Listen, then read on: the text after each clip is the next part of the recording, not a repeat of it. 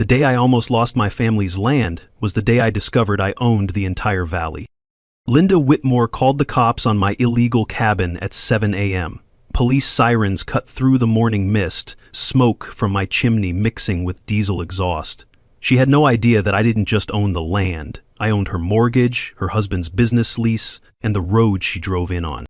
3 months of escalating harassment, noise complaints when I was dead asleep, structure violations on a cabin that existed before she was born, threatening letters demanding $500, 0 cents a day fines. Randon fought the fines on her, but Linda had no clue what she'd started. By the time I was done, she'd be facing courthouse steps, news cameras, and a truth that would wipe that smug smile right off her Botoxed face. Where are you watching from? Drop a comment with your location. I want to know if HOA Karens are this bad everywhere. Let me take you back to where this all started. My grandfather bought 2,400 acres in Montana's Clearwater Valley back in 1963 for $800. $800! That's what a decent dinner costs now. He got timber rights, mineral rights, water rights, the whole enchilada. Smart old coot knew what he was doing. I inherited this land when I was 28, right after my parents died in a car accident. Spent every summer here as a kid, learning carpentry from Grandpa, building this A-frame cabin with my own hands. 1,200 square feet of pure independence. Solar panels, well water, composting toilet, completely off-grid and legal in every single way. After burning out in corporate software consulting, I chose the simple life. Work remote, breathe clean air, no traffic jams or office politics. Just me, the mountains, and the sound of wind through pine trees. But gentrification was creeping up the valley like a slow Michigan avalanche. California money buying up plots, building McMansions that looked like they belonged in Beverly Hills, not Big Sky country. The newest eyesore was Clearwater Estates, 32 luxury homes ranging from $800,000 to $2 million, managed by Whitmore Properties. Enter Linda Whitmore. Picture this.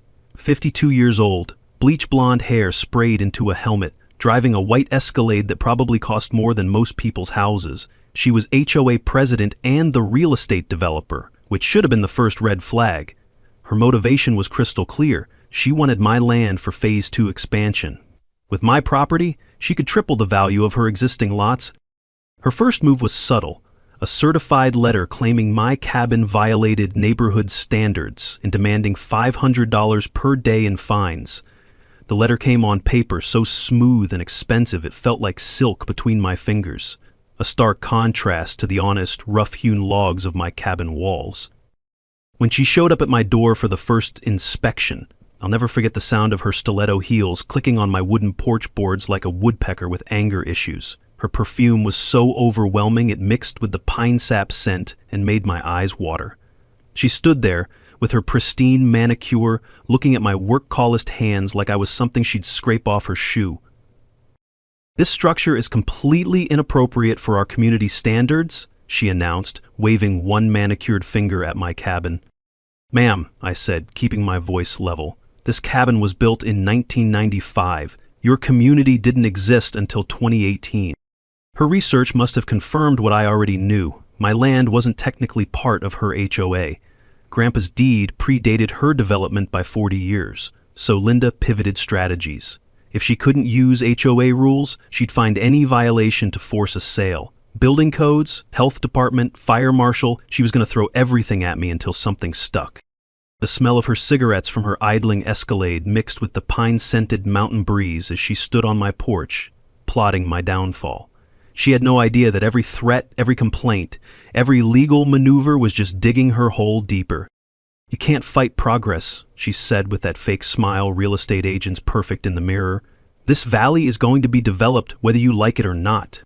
I watched her drive away, her white Escalade kicking up dust on the gravel road my grandfather had built with his own hands. The sound of her engine faded into the distance, replaced by the whisper of wind through pine needles and the distant call of a hawk circling overhead. What Linda didn't know, what she couldn't possibly know, was that she'd just declared war on the wrong family. Grandpa hadn't just bought land, he'd bought power, and I was about to learn exactly how much power that was. Linda's first real shot across the bow came 2 weeks later. An anonymous tip to the county inspector about an unpermitted structure. I had to laugh. She wasn't even trying to be subtle anymore. Inspector Jake Morrison showed up on a Tuesday morning, apologetic but professional, good old boy with calloused hands and work boots that had seen actual work. Sorry about this, son. Got a complaint, have to check it out. You know how it is. No problem, Jake. Come on in. We walked through every inch of my cabin. Jake's flashlight beam danced across hand-fitted joints, proper electrical work, structural supports that could probably survive a tornado.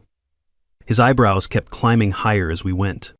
Hell, son, this place is built better than most houses in town. Who did the work? My grandfather and I. Took us 3 summers. Jake pulled out the original building permits from 1995, signed and stamped by his predecessor. Everything legal, everything documented, everything done right. Whoever called this in was either blind or lying, he muttered, making notes on his clipboard. But Linda wasn't done. The smell of her cigarettes lingered in the mountain air the next morning when I found her business card tucked under my windshield wiper. On the back, she'd written, "State Environmental Agency complaint filed. Illegal sewage disposal. You're done." He was escalating to state level, trying to overwhelm me with bureaucracy. Time for my counterpunch. I called my college buddy Marcus, who traded his environmental science degree for a law degree and now specialized in exactly this kind of harassment. Bring in a professional septic inspector, he advised. Document everything, and I mean everything. The septic inspection happened at 6 a.m. sharp. The rumble of the pump truck echoing across the valley probably woke every neighbor within 5 miles. But it was worth it. Professional analysis proved my system was cleaner than most municipal plants. The inspector, a weathered guy named Bob who'd been doing this for 30 years, whistled appreciatively. "Son, I've seen million-dollar homes with systems half as good as yours. Whoever complained about this doesn't know shit about shit, if you'll pardon the expression." But here's where it got interesting. Bob mentioned something that made my morning coffee taste a whole lot better. Funny thing is, we got another call this week about gray water discharge into Clearwater Creek. Traced it back to that new development up the road, Whitmore Properties, I think. While Linda was attacking my perfectly legal septic system, her own development was dumping contaminated water into the creek. The irony was so thick you could cut it with a chainsaw. Linda's harassment campaign had just exposed her own environmental violations. Marcus nearly choked on his coffee when I called him with the news. Here's something most people don't know. If your septic system was installed before 1990, you're grandfathered in under most state regulations, Marcus explained. Linda was about to learn that lesson the hard way. Jake Morrison stopped by later that week, ostensibly to deliver the official inspection report. Clean bill of health, system exceeds all requirements, but he lingered on my porch, accepting a cup of coffee and sharing what was really on his mind. 23 years I've been doing this job, he said, the pine-scented breeze carrying his words across the valley.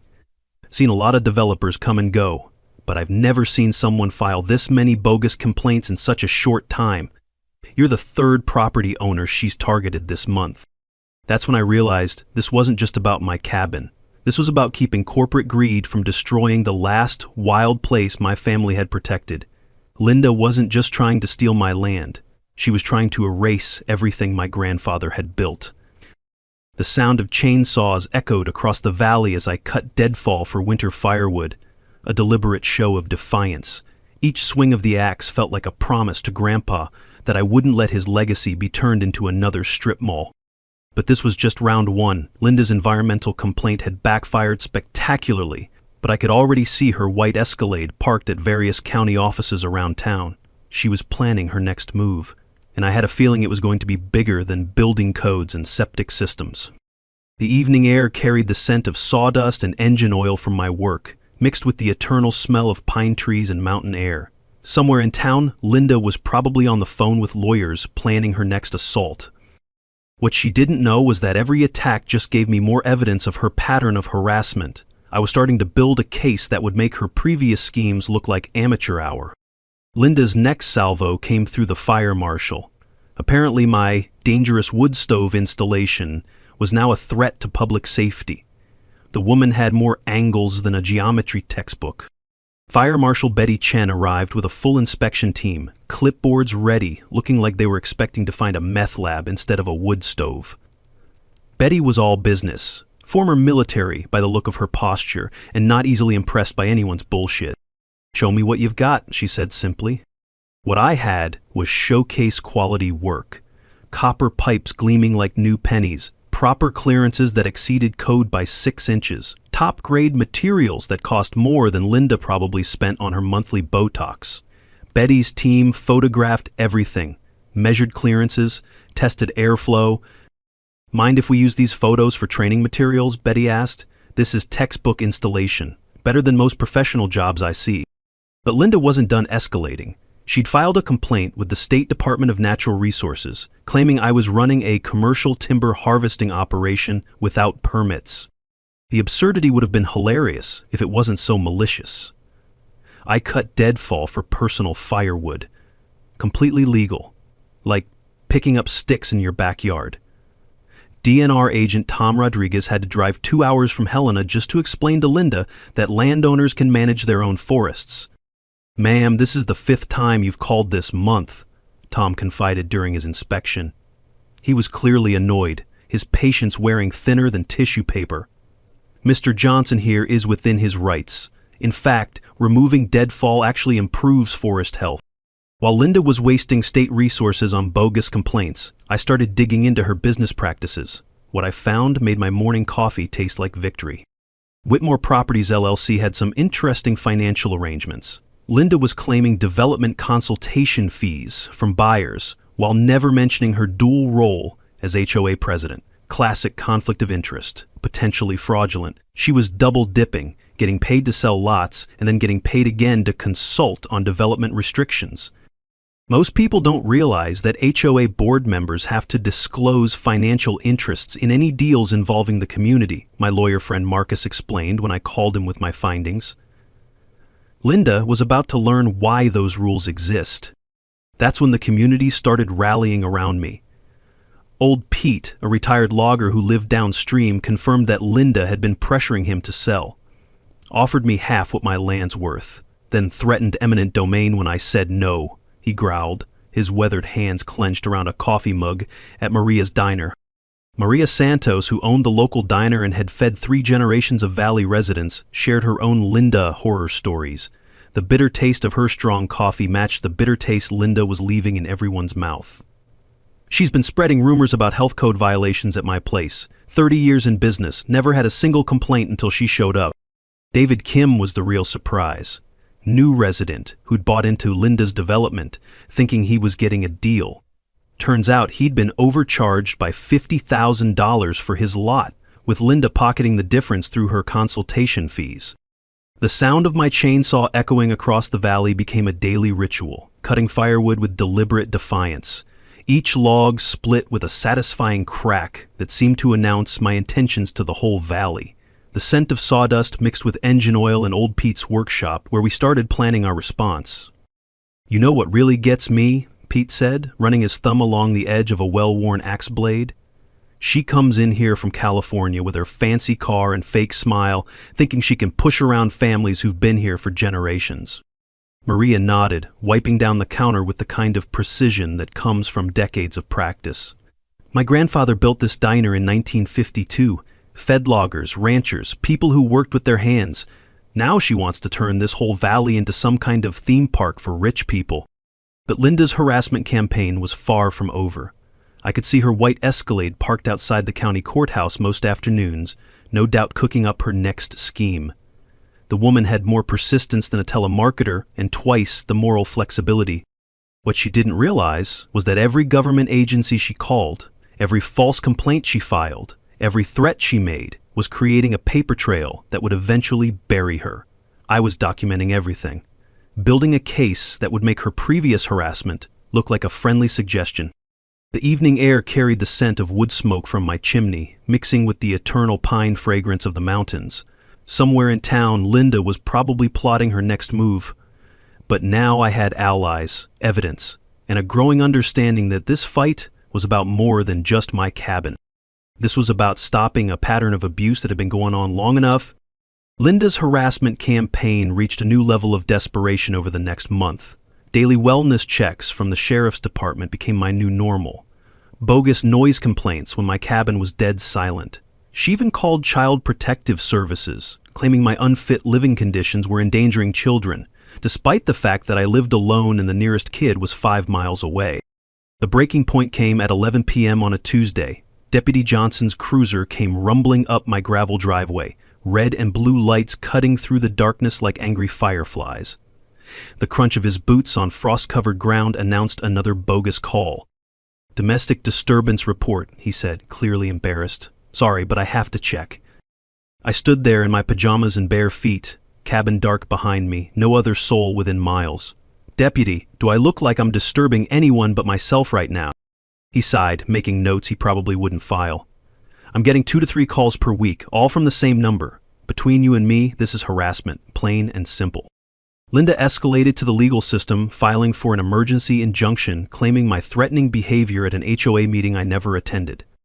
Small claims court on a Thursday morning. Linda arrived with an expensive lawyer in a suit that probably cost more than my truck. I represented myself with a manila folder. And the truth. The judge, a no-nonsense woman named Patricia Wells, looked about as impressed with Linda's theatrics as I was.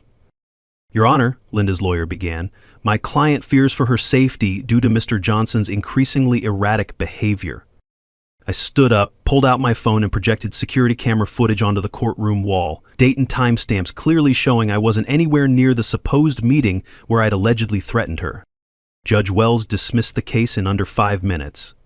"Ms. Whitmore, I'm warning you about filing frivolous complaints. This court has better things to do. Time to bring in professional help. I hired private investigator Sarah Chen, no relation to the fire marshal, but equally no nonsense. What she found made Linda's harassment look like amateur hour. Your Linda has a pattern," Sarah reported over coffee at Maria's diner. The PI's findings were spread across the worn wooden table like evidence in a murder case. "She's done this exact thing in 3 other communities, always targets landowners adjacent to potential developments." The pattern was crystal clear. Linda had been sued twice for HOA board conflicts of interest. Her real estate license was suspended in California for undisclosed dual representation. Most damning of all, she owed $180,000, 0 cents, in back taxes on her Montana properties. Here's a tip for anyone dealing with HOA harassment. Document everything with timestamps, Sarah advised, tapping her pen on a thick folder of evidence. Those records become crucial evidence when you need to prove a pattern of abuse.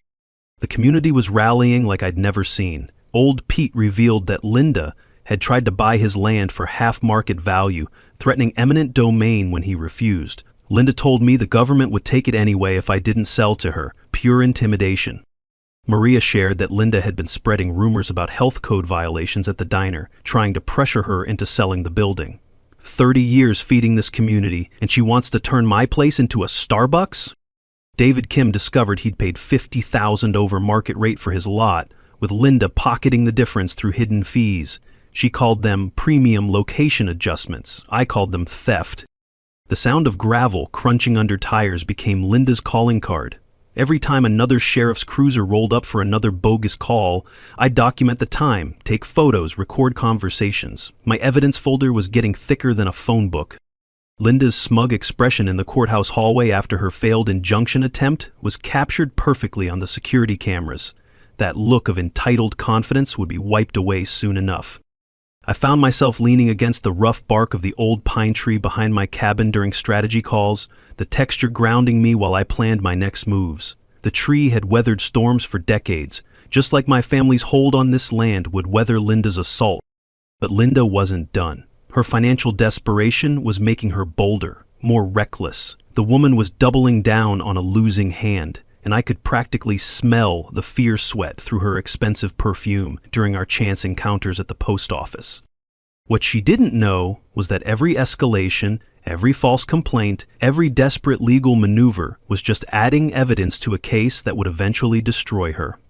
I was playing the long game, and Linda was too panicked to see the trap closing around her. The evening air carried the scent of pine needles and wood smoke, peaceful sounds of wind through the trees, replacing the chaos of Linda's harassment. But I knew this was just the calm before the storm, because I was about to discover something that would change everything.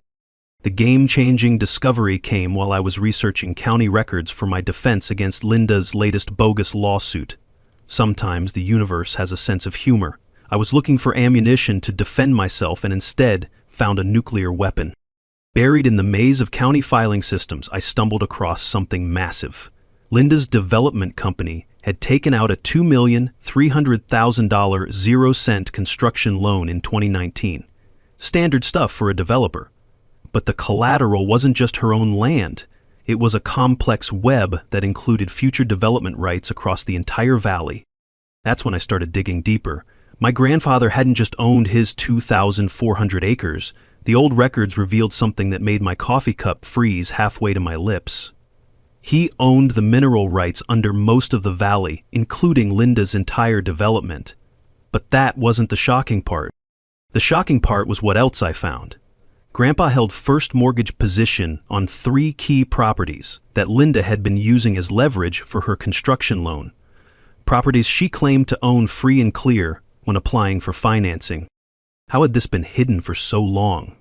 Grandpa's estate was complex, managed by an old-school attorney who died in 2018. The new estate lawyer had never fully explained the scope of my inheritance. County records were scattered across multiple filing systems, some dating back to territorial days, filed under different naming conventions. I spent 14 hours in the county records office, my eyes burning from reading microfilm and faded documents, but what I discovered was worth every minute of eye strain. Grandpa's 1963 purchase included all rights, appurtenances, and future development considerations, legal language from the 1960s that gave me veto power over any development affecting the watershed. The leverage bomb was incredible. Linda's entire development was built on land where I controlled mineral and water rights. Her construction loan was in default. She'd missed 2 payments during her harassment campaign against me. The bank was getting nervous about her ability to complete Phase 2, which required my land to be financially viable. When I finally reached the estate lawyer, grandson of Grandpa's original attorney, he confirmed my reading of the documents. "Your grandfather was smarter than most people realized," he said over the phone. "He specifically designed this structure to prevent exactly what Ms. Whitmore is attempting." That's when I found the handwritten note tucked inside the original deed, Grandpa's careful script on yellowed paper, "For my grandson, never let them turn this valley into another strip mall." I sat in my truck outside the courthouse, holding that note, and finally understood. This wasn't just inheritance, it was a stewardship responsibility. Grandpa had known that someday, someone like Linda would come along, and he'd prepared for this fight 60 years before it started. Most people think property ownership is simple. You buy land, you own it, I said to myself, reading through the implications. But mineral rights, water rights, and development easements can be separate. Your grandfather might have been smarter than you realized. Linda had no idea that I now held all the cards. Her harassment campaign, her legal threats, her attempts to force me off my land, all of it was built on the false assumption that she had the power and I didn't. The question now was strategy. I could deliver a quick knockout punch, revealing everything immediately and watching her empire crumble. Or I could let her dig her hole deeper while building an absolutely bulletproof case. I decided on the latter. Let Linda escalate her attacks while I quietly gathered allies and evidence. When the truth finally came out, it would be so comprehensive, so devastating that she'd never recover. As I drove home, windows down, the scent of pine trees and mountain air filling my truck, I felt something I hadn't experienced in months. Complete confidence. The hunted had become the hunter, and Linda Whitmore had no idea what was coming. Time to assemble my team. This wasn't a one-man operation anymore. Linda's pattern of abuse had hurt too many people, and it was time for coordinated justice. First, the legal dream team, my estate attorney plus Marcus, my environmental lawyer friend from college. Then Maria's nephew Carlos, a forensic accountant who specialized in tracking dirty money through shell companies, for community support. Old Pete, Maria, David, Kim, plus 3 other neighbors who'd been harassed by Linda's schemes. The strategy session happened at Maria's diner after closing time. Coffee brewing, pie cooling on the counter, legal documents spread across tables where 3 generations of locals had made important decisions. The worn wooden surface had absorbed decades of conversations, and tonight it would witness the planning of Linda's downfall. Phase 1, Marcus explained, drawing diagrams on napkins. Let Linda escalate while we build ironclad documentation. Phase 2, reveal just enough to make her desperate. Phase 3, public confrontation with full evidence and media present. The legal maneuvers began immediately, filing a quiet title action to clarify my comprehensive land rights. This would force Linda to respond in court, revealing her legal position. Environmental impact study request for Linda's Phase 2 expansion, knowing I had veto power. Formal complaint to the State Real Estate Board about Linda's undisclosed conflicts of interest. Carlos's forensic investigation revealed the scope of Linda's financial crimes. She'd been using HOA dues to pay personal legal bills, classic embezzlement. She'd double mortgaged her own properties to fund the development. Most damning, her construction company had liens from unpaid subcontractors totaling over $300,000, 0 cents.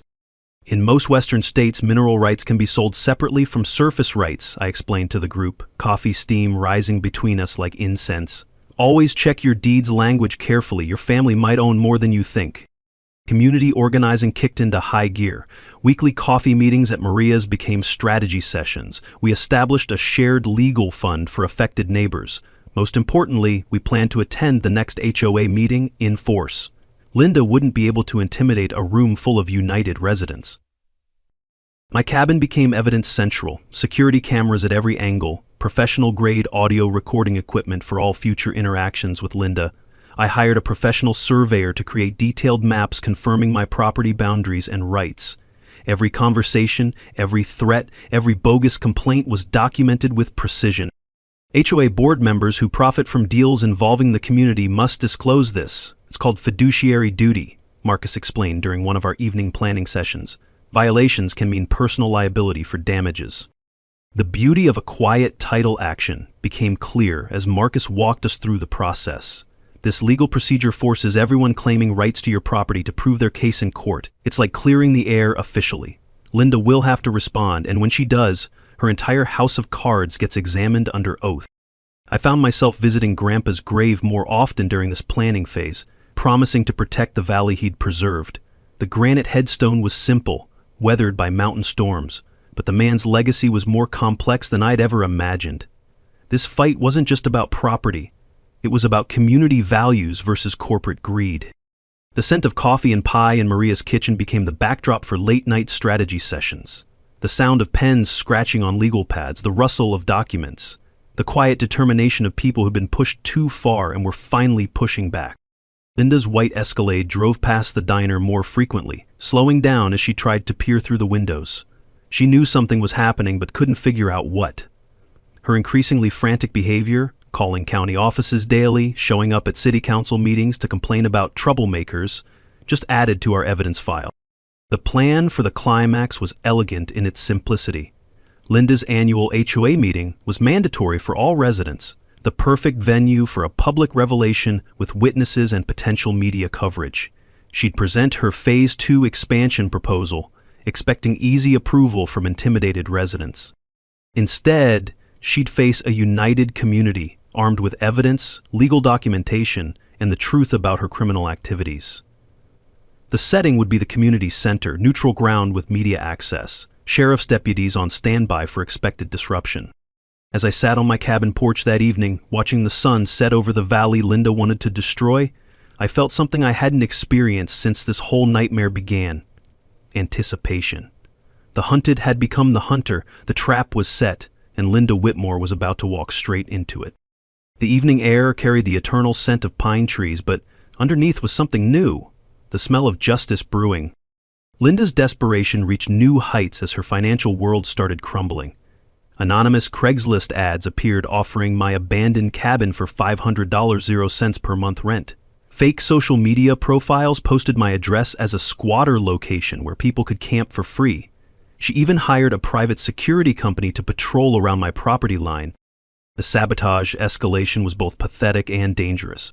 My solar panels were mysteriously damaged overnight. Security cameras caught a white Escalade creeping around at 2 a.m. My driveway was blocked with no trespassing signs that I'd never posted. Most seriously, someone had tampered with my water well cover, potentially contaminating my drinking supply. Every incident was documented with photos, video, timestamps, and detailed notes. The security system I'd upgraded captured everything in high-definition clarity. Motion sensors, night vision cameras, audio recording. My cabin was now better protected than Fort Knox. But Linda's financial desperation was the real story. Bank notices started arriving at her office daily. The default notice on her $2,300,000 0-cents construction loan was just the beginning. Subcontractors were filing mechanics liens faster than she could contest them. Her entire empire was collapsing, and she was getting frantic.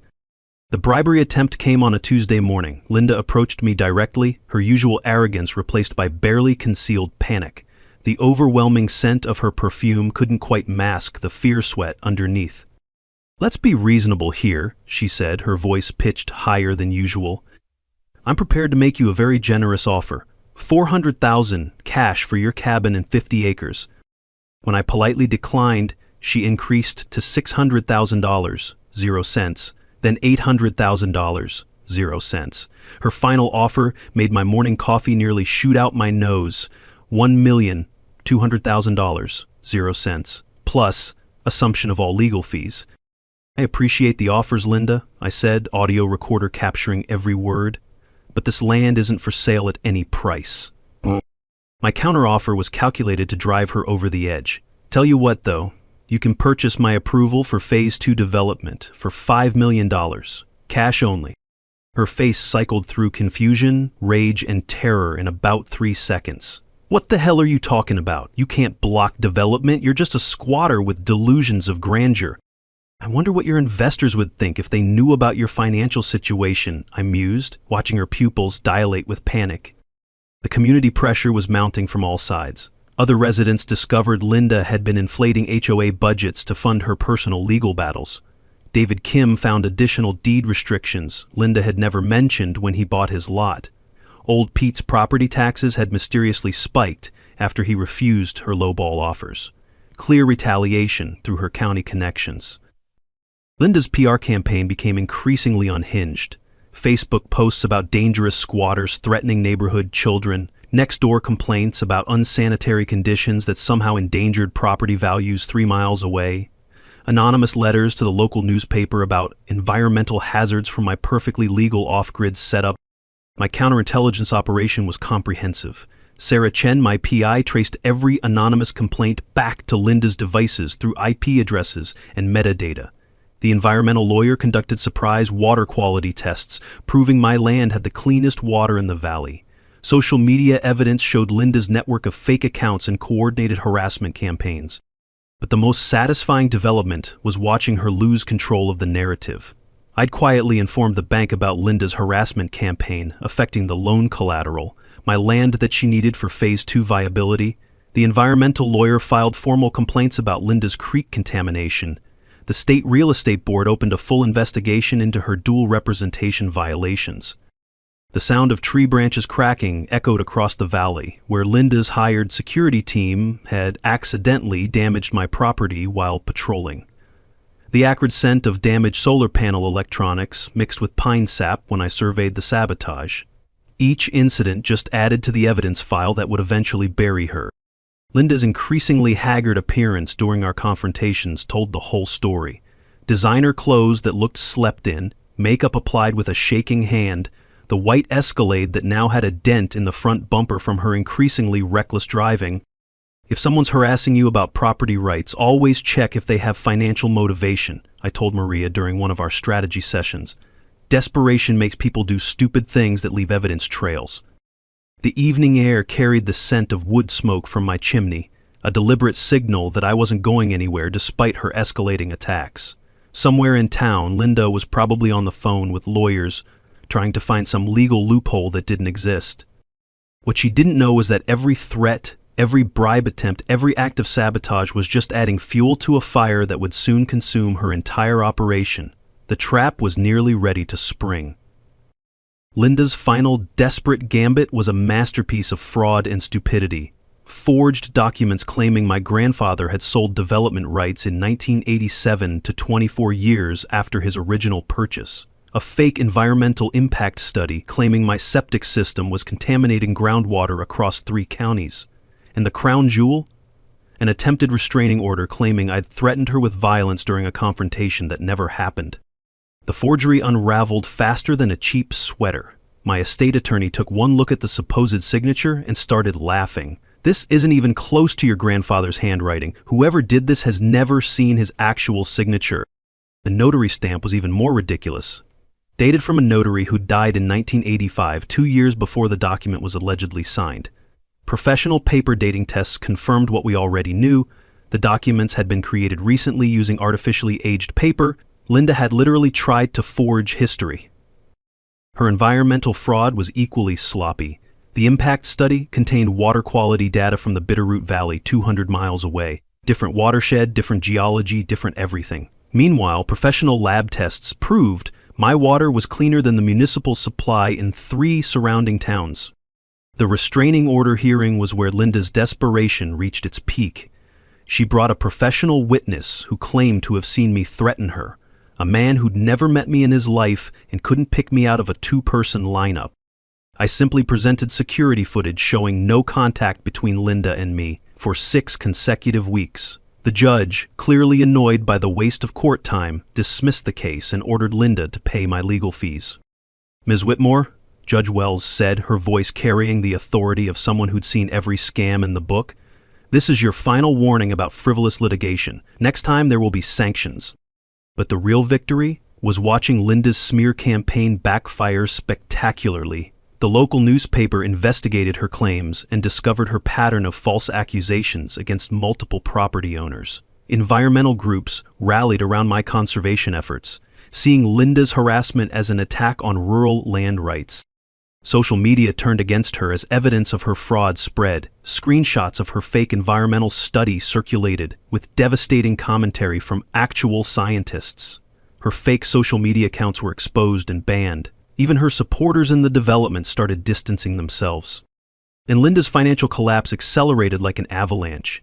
The bank called her construction loan due immediately after discovering her forged collateral documents. The IRS placed liens on her properties for $180,000, 0 cents in unpaid taxes. Her real estate license was formally suspended pending criminal investigation. My preparation for the endgame was methodical and comprehensive. Documentary filmmaker Ashley Kim, David's sister, arrived from Seattle to film the final confrontation. Marcus prepared a presentation of Linda's environmental violations that read like a criminal indictment. The community organized to attend the HOA meeting in force. Old Pete brought his Vietnam veteran buddies, men who dealt with corporate land grabs and government overreach their entire lives. "Seen this playbook before," Pete said, his weathered hands steady as granite. "Developers come in, try to intimidate locals, steal land through legal tricks. Time someone stood up to them." Maria organized catering for the community meeting, ensuring maximum turnout. "Food brings people together," she said, the scent of fresh coffee and homemade pie filling her kitchen. Linda's about to learn what real community looks like. David Kim coordinated with other development residents who'd been overcharged, building a class action case that would recoup their losses and destroy Linda's remaining credibility. Linda's last-ditch efforts grew increasingly desperate. She tried to cancel the HOA annual meeting, illegal under state law. She attempted to exclude me from voting, despite my mineral rights giving me legal standing. She even hired a crowd of fake supporters to stack the audience, but they were so obviously out of place that they just drew more attention to her deception. Technical preparation reached military levels of precision. Professional surveyor created detailed maps showing my comprehensive land rights in living color. Carlos, the forensic accountant, prepared a presentation of Linda's financial crimes that would make a federal prosecutor weep with joy. The Attorney General's office confirmed they were monitoring the situation. The setup for the climax was perfect. Community center booked, local news alerted to a major development story, sheriff's deputies on standby for expected disruption. Linda had no idea that her attempted empire was about to become a cautionary tale. The sound of increasing desperation in Linda's voice during recorded phone calls told the whole story. Fear sweat penetrated her expensive perfume during our final chance encounter at the post office. The weight of grandfather's original deed documents in my briefcase felt like justice itself. When someone starts forging documents, they're admitting they know their legal position is hopeless. I told the documentary camera during a pre-meeting interview. Document fraud is a felony, even in civil disputes. The evening before the showdown, I stood on my cabin porch watching the sun set over the valley Linda had tried to steal. Tomorrow, 3 months of harassment, lies, and fraud would finally face the light of truth. The Clearwater Community Center had never seen anything like it. 150 residents packed into a space designed for 100, the air thick with tension and anticipation. The evening news crew set up in the back corner, cameras rolling. Ashley Kim positioned herself strategically with her documentary equipment. Sheriff's deputies flanked the exits, expecting trouble. Linda's faction huddled near the front, her expensive lawyer in a $3,000 suit, a handful of fake supporters who kept checking their phones like they'd rather be anywhere else, and a security guard who looked increasingly uncomfortable as the room filled with angry locals. My community filled the rest of the space. Old Pete and his Vietnam veteran buddies, weathered faces set in grim determination, Maria with her extended family, 3 generations of Valley residents, David Kim and the other defrauded development buyers, armed with legal documents. The energy in the room was electric, like a thunderstorm about to break. Linda called the meeting to order, her voice pitched higher than usual, hands trembling slightly as she shuffled her presentation materials. Tonight, we'll be voting on the Phase 2 expansion that will bring prosperity and progress to Clearwater Estates. Her PowerPoint was all corporate polish and empty promises. Artist renderings of McMansions nestled among clear-cut hills, economic projections that assumed infinite growth, and at the center of it all, my grandfather's land marked as Future Development Parcel A. This illegal cabin, Linda said, pointing at a photo of my home, represents everything holding our community back from reaching its full potential. The HOA board recommends immediate eminent domain proceedings. That's when I stood up. Point of order. I'd like to address the assembly. Linda's face flushed red. You have no standing here. This is a private HOA meeting. Actually, I said, pulling out the microphone I'd brought, I do have standing. Would you like to see my mineral rights documentation? The room erupted. Linda tried to refuse, her lawyer whispered urgent advice in her ear, but Deputy Johnson enforced meeting procedures. Let him speak, ma'am. This is still America. Let him speak! Let him speak! The chant started with Pete's veterans and spread through the entire room until Linda had no choice but to step aside. I connected my laptop to the projection system and displayed grandfather's original 1963 deed on the wall. Ladies and gentlemen, Linda's been trying to steal land she never had any right to touch. The revelation hit like a physical force. I explained mineral rights, water rights, development restrictions, the comprehensive legal framework that gave me veto power over any development affecting the watershed. This woman has spent 3 months harassing me for land that I not only own, but that she needs my permission to develop around. Linda's desperation exploded. Those documents are fake. He's a squatter and an environmental terrorist. He's been threatening me for months. Really? I clicked to the next slide. Let's talk about threats. The evidence avalanche began. Marcus presented court-certified deed documentation. Carlos revealed Linda's embezzlement of HOA funds, her double-mortgaged properties, her unpaid taxes. The environmental lawyer showed photos of Linda's illegal creek contamination alongside lab results proving my water was cleaner than municipal supplies. But it was the community that delivered the real knockout punches. Old Pete stood up, his voice carrying the authority of 8 decades. Linda tried to cheat me out of my grandfather's land too, offered half what it's worth, threatened eminent domain when I refused. Maria was next. She's been using HOA money to pay her personal lawyers. 30 years I've been feeding this community, and she wanted to destroy my diner for a parking lot. David Kim's revelation stunned even me. She overcharged me $50,000 for my lot and called it a premium location fee, pure theft. Then came the mic drop moment. A man in a dark suit stood up from the back of the room. Ms. Whitmore, I'm Robert Chen from First National Bank. Your construction loan is in default and we're calling it due immediately. The room went dead silent. Your collateral is insufficient, and this gentleman owns the mineral rights under your entire development. Your Phase 2 expansion is financially impossible. Linda's meltdown was spectacular. She screamed about conspiracies and unfair treatment, threatened to sue everyone in the room, and in her rage accidentally admitted to forging the 1987 documents. "Those papers were perfect. You can't prove they're fake." Deputy Johnson stepped forward, notepad ready.